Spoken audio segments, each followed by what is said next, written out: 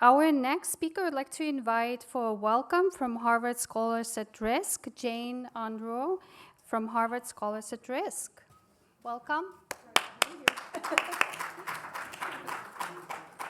Good morning, everyone. I'm Jane UNRUE, and I direct the Scholars at Risk program at Harvard University. And on behalf of the Scholars at Risk program, whether you're joining us online or in person, I'd like to welcome you to day 2 of the Heal Ukraine conference, and I'd also like to welcome you to Harvard University.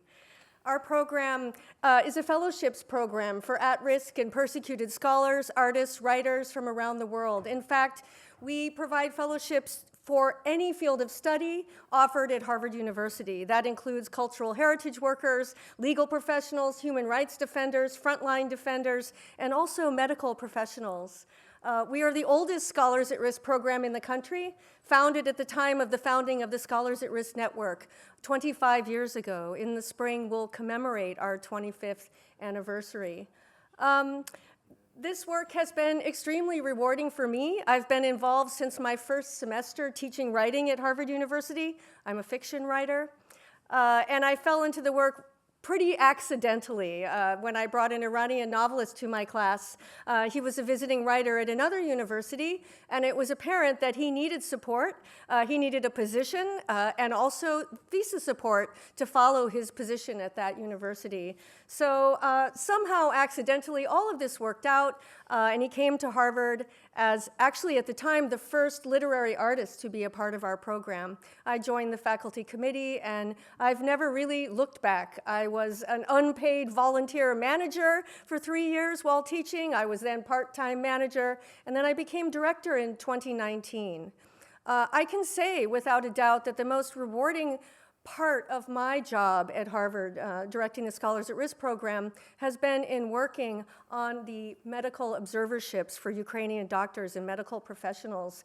The Heal Ukraine group and GMKA reached out to us not long after the full-scale invasion of Ukraine to talk about what we might be able to do together. Yesterday, we heard people talking about filling the gaps and that that's what collaboration is all about. We do this, but we don't do that. You do that, but you don't do this. Well, this was really a beautiful example of that. We do residential fellowships. And so we were able to partner with the Heal Ukraine group, HUG, and GMKA on this extraordinary initiative to bring medical professionals and doctors from Ukraine to the United States for exchange, number one, and then also training and network building, a process that really begins with the observership and continues and endures, I'm very proud to say. So thus far, we've brought, I believe, over 60 doctors and medical professionals into our program. And I'm just so proud to be here today speaking on behalf of my program with regard to this particular initiative. And I would just like to say it's day 2. Day 1 was remarkable, a very inspiring and informative set of presentations and panel events. It's day 2.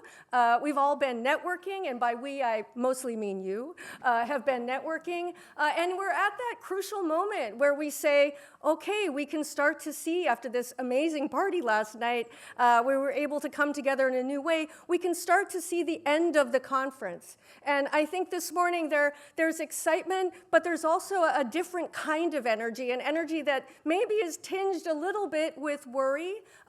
Will we be able to build on this after this conference is over? How will we really make something of these connections that we've made and these new relationships that maybe we're beginning to forge? And so I would just like to invite everyone to think about that during the day and make the most of this opportunity to not only to be together, but to be thinking ahead about how we can really take what happened here during this weekend into the future. I guess it's a matter of saying, how can we make it so that none of this could have happened if we hadn't been here this weekend? How can we make this as essential as we want it to be? Thank you very much.